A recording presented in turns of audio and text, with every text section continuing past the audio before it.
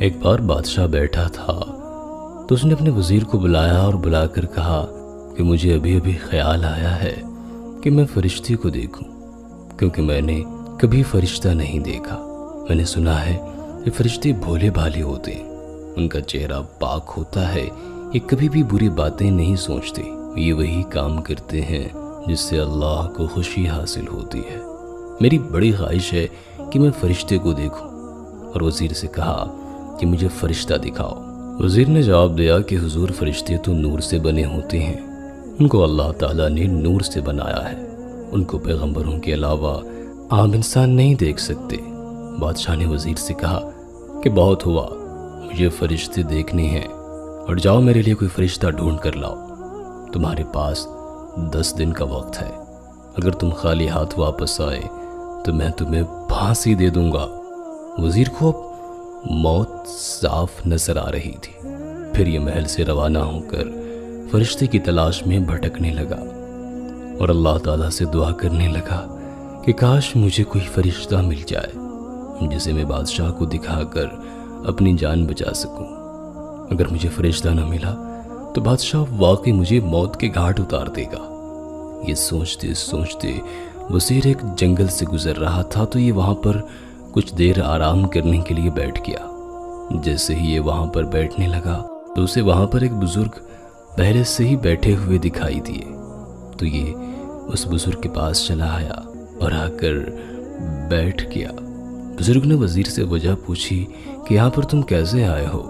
تو وزیر نے بزرگ کو بتایا کہ میں بادشاہ کے دربار میں رہتا ہوں اور میں بادشاہ کا وزیر ہوں۔ بادشاہ نے ایک انوکھی شرط رکھ دی ہے، بادشاہ کہتا ہے کہ مجھے فرشتہ دکھاؤ۔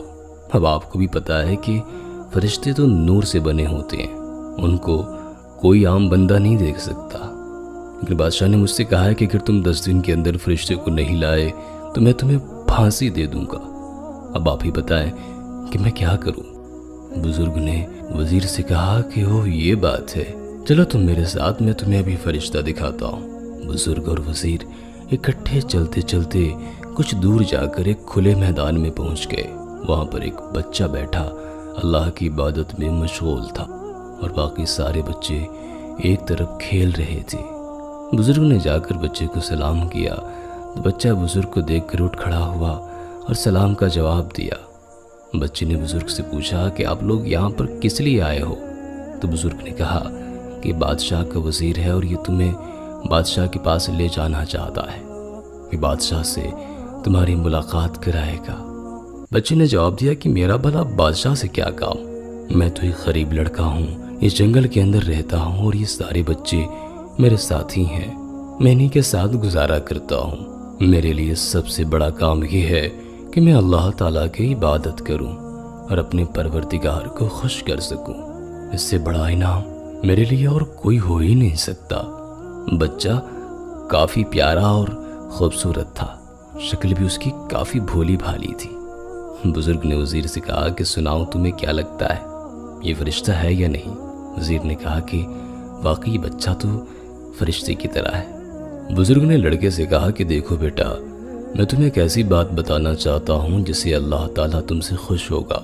تم وزیر کے ساتھ بادشاہ کے محل چلے جاؤ اور جا کر وہاں پر بادشاہ کو اپنی ایمان افروز باتوں سے خوش کرو، اللہ تعالیٰ آپ سے راضی ہوگا۔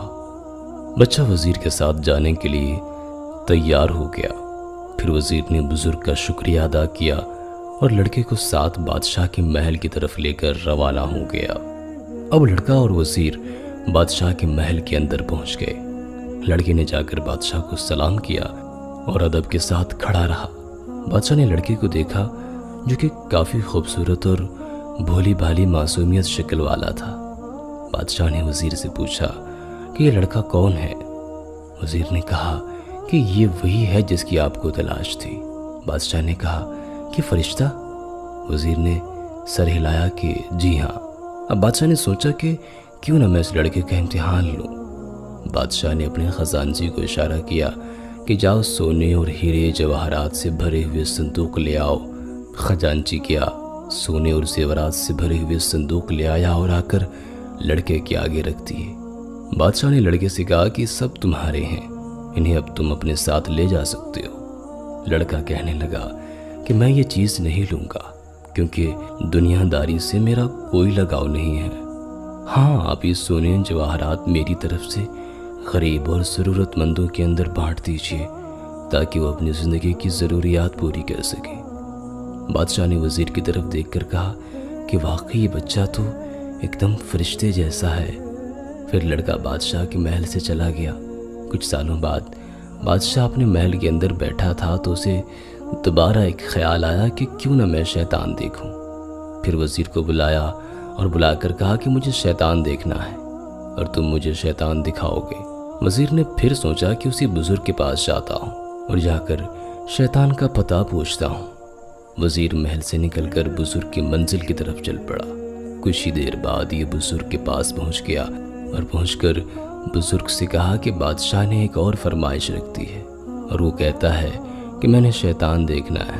कुछ सालों पहले आपने मुझे फरिश्ते का पता बताया था, अब आप ही मुझे शैतान का भी पता बताएं ताकि मैं उसे ले जाकर बादशाह के सामने पेश कर सकूं।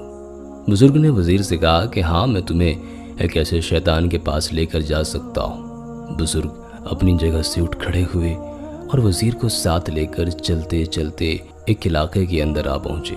यहाँ पर शैतान एक जेल के अंदर बंद था। बुजुर्ग ने अपनी ज़मानत के ऊपर जेलर से कहा कि शैतान को वज़ीर के साथ भेज दो, बादशाह से मुलाकात करना चाहता है। जेलर कहने लगा कि काफ़ी सख्त और जालिम बंदा है, उसने दुनिया का हर गुनाह किया हुआ है। कौन सी बुराई है जो उस बंदे के अंदर नहीं है? तुम ध्यान से इस बंदे को अपने साथ लेकर जाना। जेलर ने 2 बंदे उसकी सिक्योरिटी के लिए वज़ीर के साथ भेज दिए और ये शैतान को साथ लेकर जंगलों से गुजरता हुआ बादशाह के दरबार में उसे ले आया।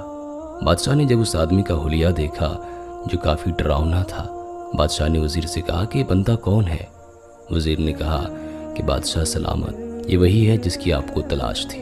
इस बंदे ने हर बुराई की हुई है, इसने कौन सा काम है जो ना किया हो? बेगुनाह कत्ल किए हैं इसने, शराबें पी हैं इसने, लोगों की ज़िंदगी अजीरन बना कर रखी हुई है। इसके अंदर हर किस्म की बुराई पाई जाती है।